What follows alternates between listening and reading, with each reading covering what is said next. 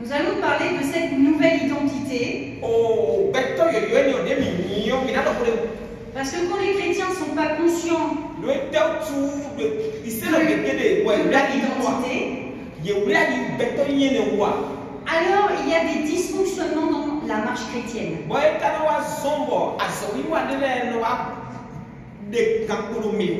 Là, nous allons lire la définition de l'identité. C'est un ensemble des données de faits et de droits qui permettent d'individualiser quelqu'un. Donc l'identité, c'est ce qui nous permet d'identifier une personne ou de la différencier des autres. Donc de quelle manière on différencie une personne? On va se fier à l'apparence physique, les traits de caractère, et bien évidemment avec le nom qui lui a été donné à la naissance. Chaque individu a une ADN, qui est le code génétique d'une personne.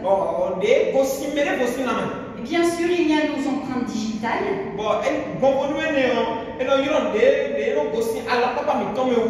Elles sont uniques. Alors l'identité, c'est vraiment ce qui nous rend uniques. Il n'y a pas deux personnes comme nous. Et quand on parle d'identité en Christ, c'est relié à qui nous sommes après notre conversion. Quand la Bible dit que nous sommes une nouvelle créature, cela signifie donc une nouvelle identité. Il y a un avant et un après. Si nous lisons la Bible dans 2 Corinthiens chapitre 5 verset 17, la Bible dit si quelqu'un est en Christ, il est une nouvelle créature. Donc lorsque nous vivons sans Christ, nous avons une identité qui est bien définie et unique. Donc c'est ce qui fait de nous des personnes uniques et que l'on peut se différencier les uns des autres. Il est cependant possible que plusieurs d'entre nous ont laissé les hommes, et y compris nous-mêmes, à nous coller des identités négatives circonstancielles en fonction des circonstances. Et lorsque nous grandissons avec une identité négative. Elle est néfaste et elle peut être destructrice. Et nous pensons que cette identité est indélébile. On essaye de changer mais on n'y arrive pas. On met tous les efforts pour vraiment avoir une propre identité et se détacher de l'identité que peut-être on nous a donnée ou nous-mêmes on s'est donnée.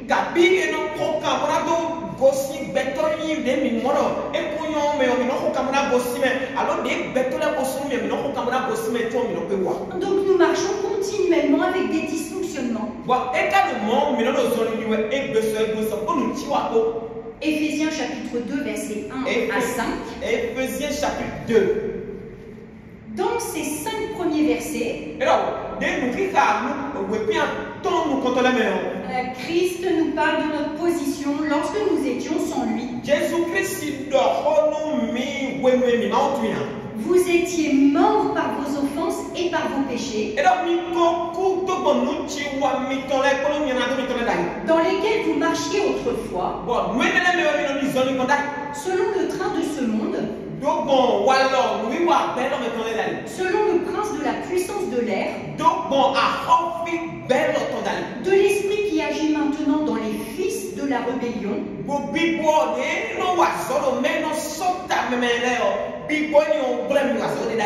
nous sommes tous aussi, nous étions de leur nombre, et nous vivions autrefois selon les convoitises de notre chair, accomplissant les volontés de la chair et de nos pensées, et nous étions par nature des enfants de colère, comme les autres. Et là, c'est au passé. Nous étions, nous vivions. Là, nous voyons bien que la Bible veut expliquer clairement que lorsque nous étions sans Jésus, eh bien notre position était en fonction de notre nature pécheresse.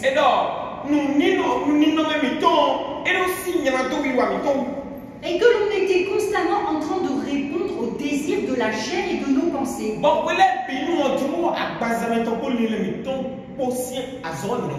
On accomplissait la volonté de la chair.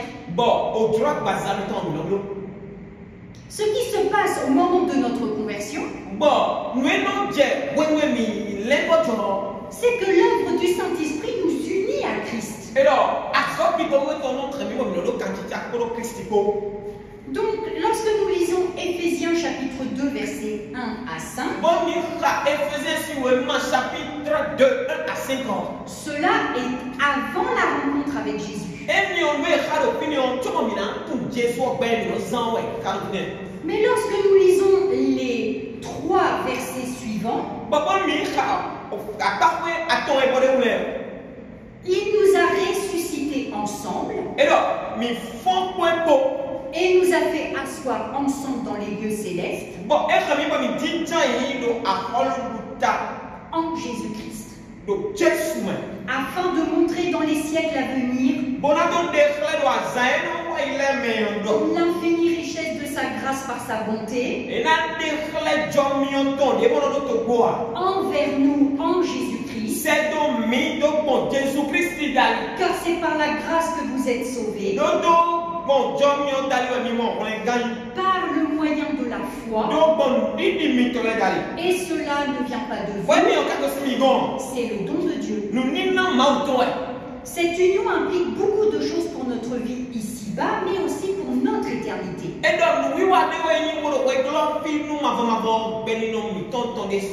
Parce que la Bible dit que nous sommes assis ensemble dans les lieux célestes.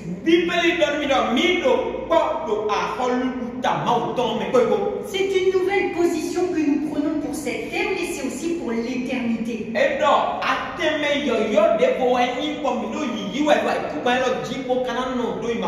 Donc ici, la parole donne un enseignement clair sur cette union avec Jésus.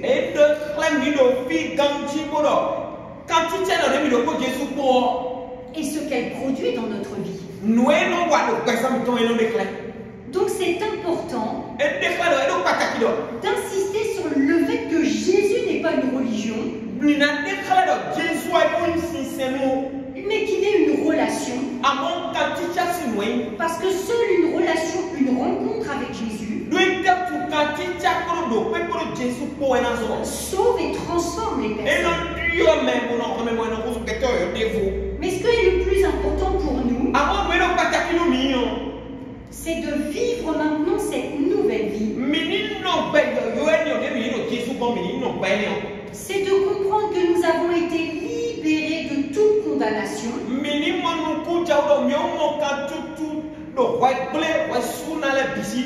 par le pardon de nos péchés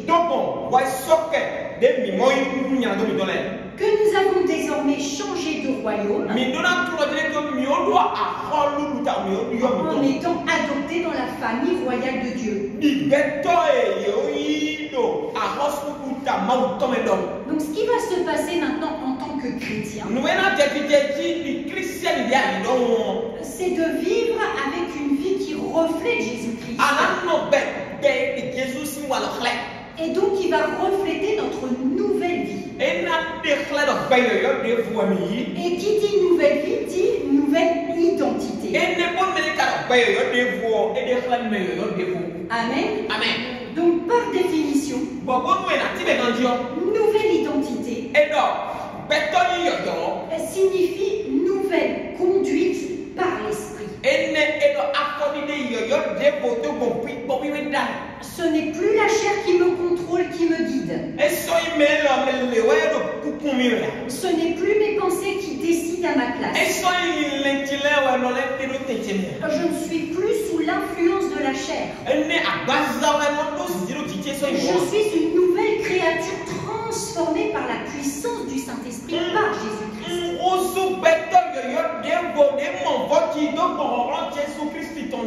Et cela ne vient pas de nous. Dieu a désiré qu'on lui appartienne maintenant. Nous marchons en nouveauté de vie avec notre Père Céleste par l'acceptation de la personne de Jésus comme Sauveur et Seigneur personnel.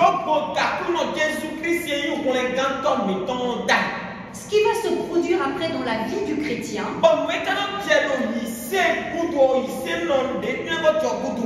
c'est qu'il va devoir maintenant grandir dans la conscience de cette nouvelle identité.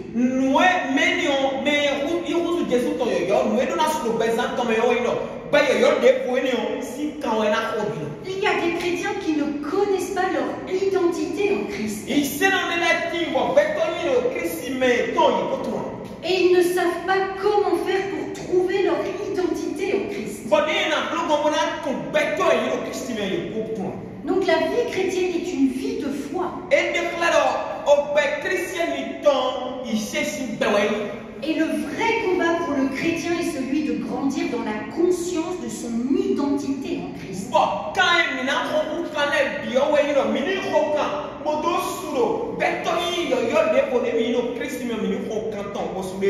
Nous étions pécheurs. Nous sommes sauvés par la grâce merveilleuse de Dieu.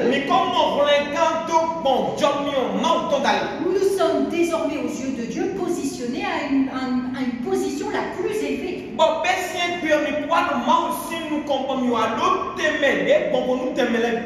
Ça, c'est extraordinaire.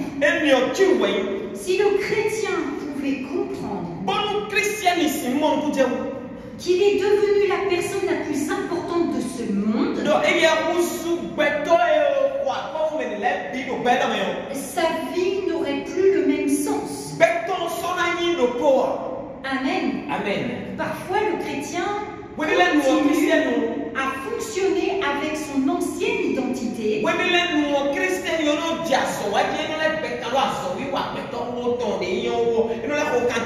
Pour plusieurs raisons. Alors que le Seigneur veut tout simplement que le chrétien maintenant apprenne à marcher avec cette nouvelle identité.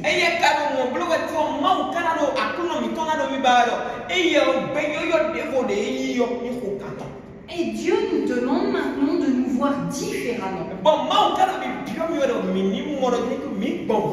De fonctionner différemment. Ok, tu as marché dans le train de ce monde.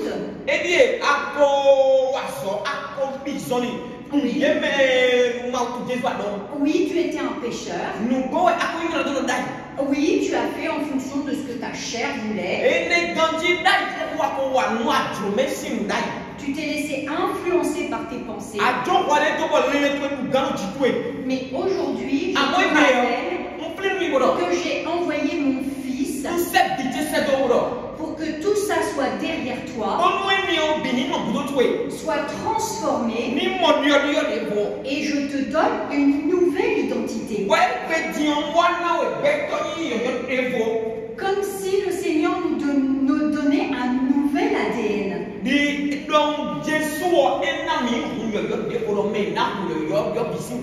De nouvelles empreintes digitales.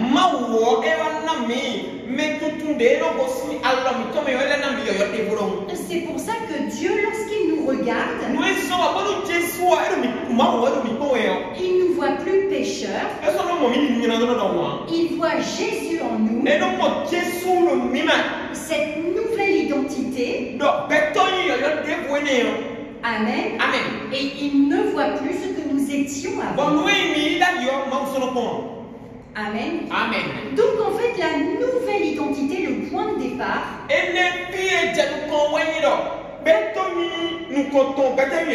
va commencer à se révéler lorsque nous allons commencer à accepter de grandir dans la foi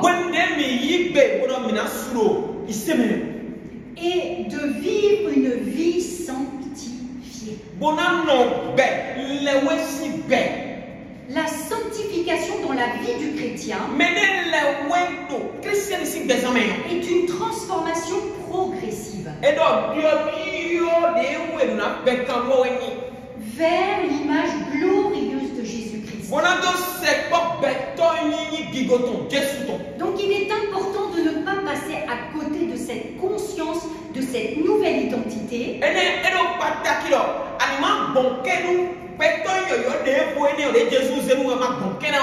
Parce que cela empêche le chrétien de rentrer dans la volonté de Dieu.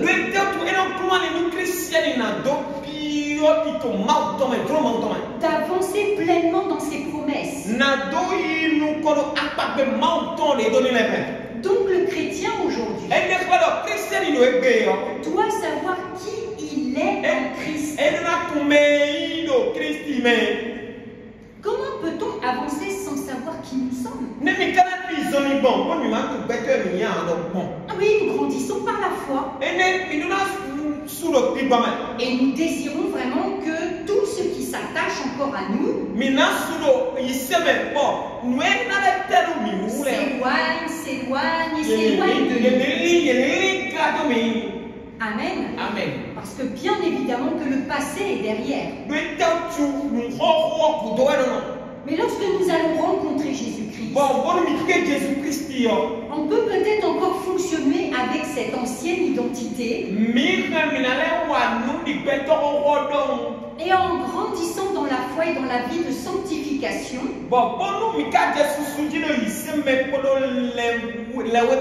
la nouvelle identité va commencer à prendre sa place. On va commencer à vouloir décoller l'ancienne identité. On pensait qu'elle était indélébile. Mais en grandissant avec le Seigneur,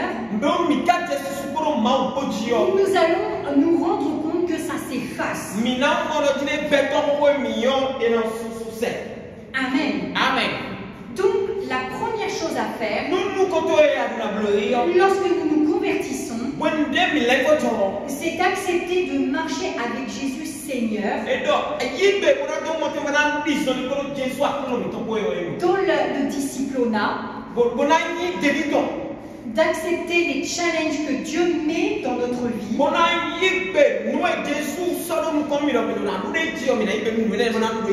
dans le seul but de nous faire grandir dans la foi. Amen. Amen. Et alors marcher en bonne conscience. Amen. Amen. Tant que nous sommes dans ce monde, nous ne pouvons pas avoir un comportement sans péché.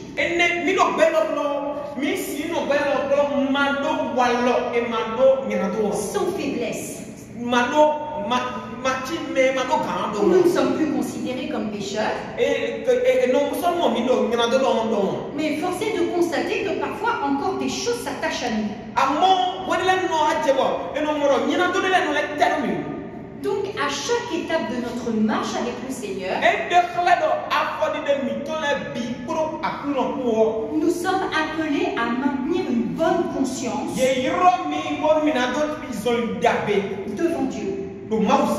Pourquoi? Parce que Dieu sait que nous avons encore des problèmes à régler.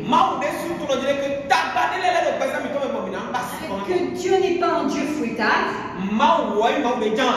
Qu'il sait qu'il faut du temps parfois pour que l'on se débarrasse des choses qui sont encore attachées à nous.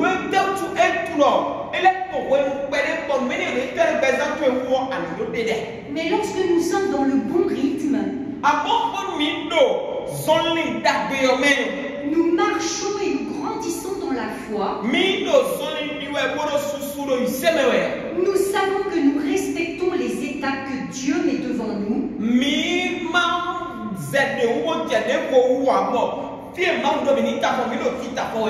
On a une bonne conscience. La sanctification est nécessaire. Comment voulez-vous que l'ancienne étiquette s'efface, l'ancienne identité s'efface?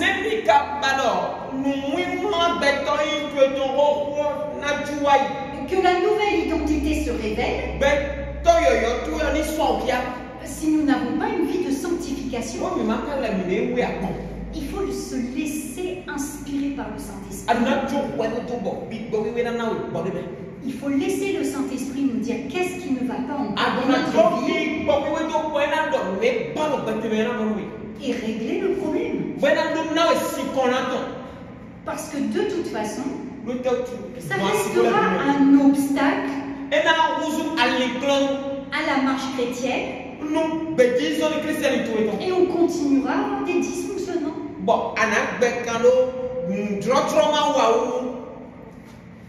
Amen. Amen.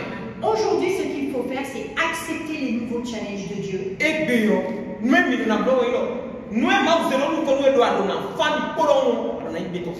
Lire la parole de Dieu et voir ce qu'elle attend de nous.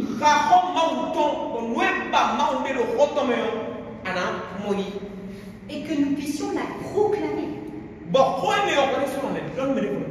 Il faut proclamer aujourd'hui notre identité en Christ. On ne doit plus proclamer notre vie misérable comme nous l'avons avant.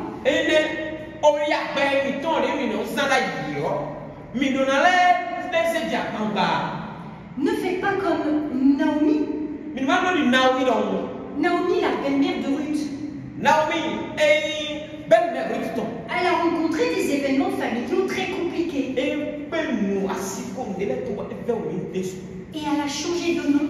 Elle a dit à partir d'aujourd'hui, mon nom sera Mara. Elle a voulu changer son identité qu'elle avait reçue de Dieu. Parce que Naomi, ça voulait dire douceur. Et elle l'a changé en Mara. Amère. Une saveur complètement différente. De la douceur, elle est passée à amère. Elle s'est mis cette étiquette, elle s'est mis cette identité. Donc pensez toujours qu'il y a un avant et un après. On avait peut-être un prénom, on avait peut-être une situation, on avait peut-être des comportements, on avait peut-être des choses qui nous liaient.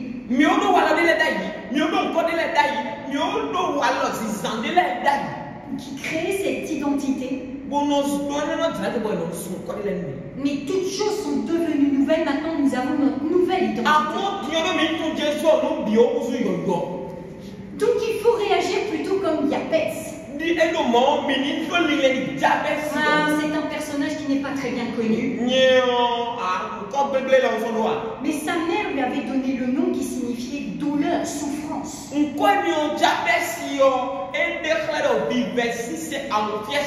Pour enfanter l'enfant, sa maman a beaucoup souffert. Sa naissance était douloureuse.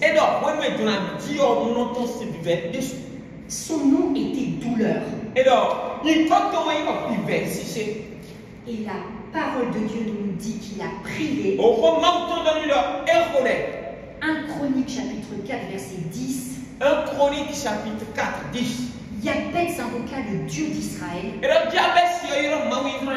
en disant, si tu me bénis et que tu étends de mes limites, si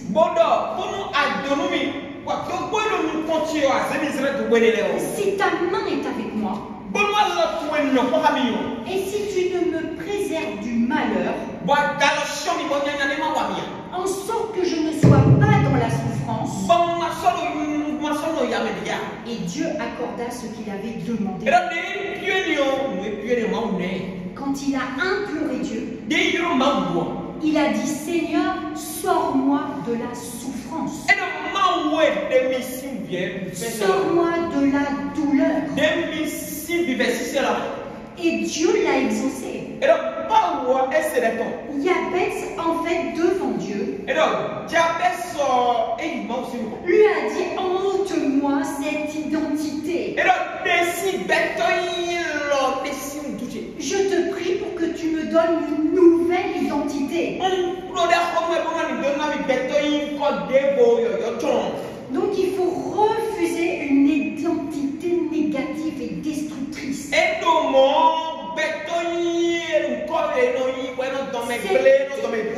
identité ne vous appartient plus. Il faut changer sa façon de parler sur nous-mêmes, notre famille, qu'importe l'héritage que nous avons reçu. Nous avons reçu une part de bon héritage. Nous recevons une part du mauvais héritage. Mais qu'importe, nous prononçons des choses positives. La Bible dit que nous sommes une personne merveilleuse. Nous sommes considérés comme des dieux. Nous sommes déjà assis au trône de gloire parce que Jésus est là. Nous avons une position céleste la plus importante.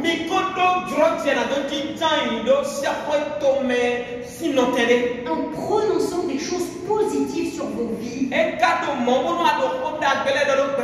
malgré les difficultés, malgré les faiblesses, malgré les péchés qui s'attachent encore à vous,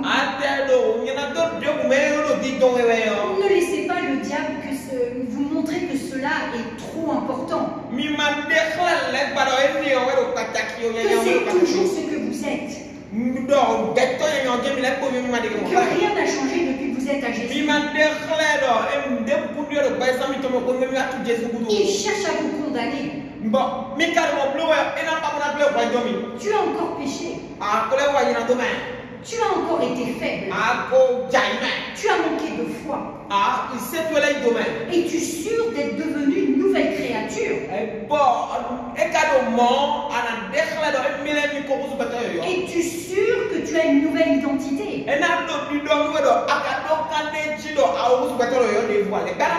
Et parfois nous répondons aux mensonges du diable. Je suis un minable. Je suis un pauvre pécheur. Je suis misérable. Je n'y arriverai jamais. Qui suis-je pour que Dieu prenne soin de moi? Il doit être fatigué de me voir toujours reprendre sur les mêmes choses.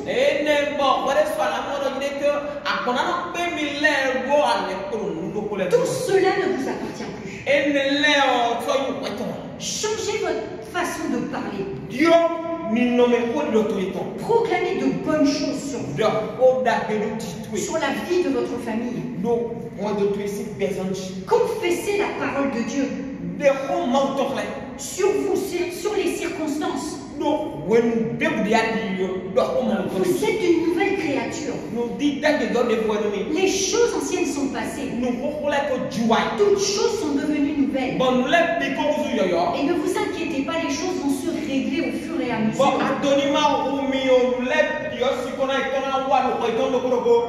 La sanctification est progressive.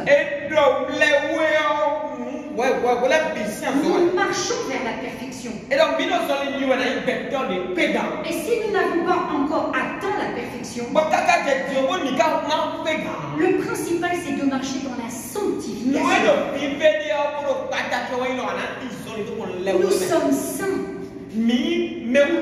Parce que Jésus est saint. Mais cela ne veut peut-être pas dire que nous sommes encore parfaits, effectivement.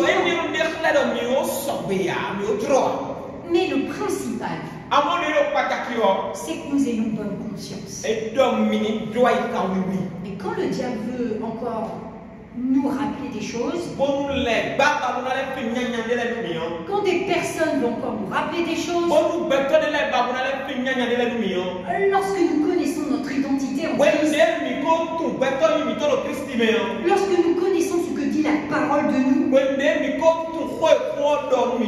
on sait dire stop, arrête, parce que j'ai une nouvelle identité. Et moi, je sais que je respecte les étapes que Dieu met dans ma vie. C'est pour ça qu'il ne faut pas juger son frère ou sa sœur qui vont peut-être mettre un peu plus de temps pour régler certains problèmes que nous avons déjà réglés. C'est comme ça. Il y en a qui vont avancer plus vite. Il y en a qui vont accepter la sanctification, les challenges de Dieu plus rapidement. Ils foncent. Et quand ils sont jeunes convertis, on les regarde. On dit, waouh, ça fait que 2 mois que tu es converti. J'avais l'impression déjà que ça faisait 10 ans. Parce que tu as vraiment changé, tu es vraiment transformé. Et il y a des chrétiens, on va être avec eux et on va leur dire, ça fait combien de temps que tu es chrétien? Ça fait 10 ans. Et on dit, wow, on dirait que ce frère ou sa soeur, ça fait que 2 mois qu'ils sont convertis.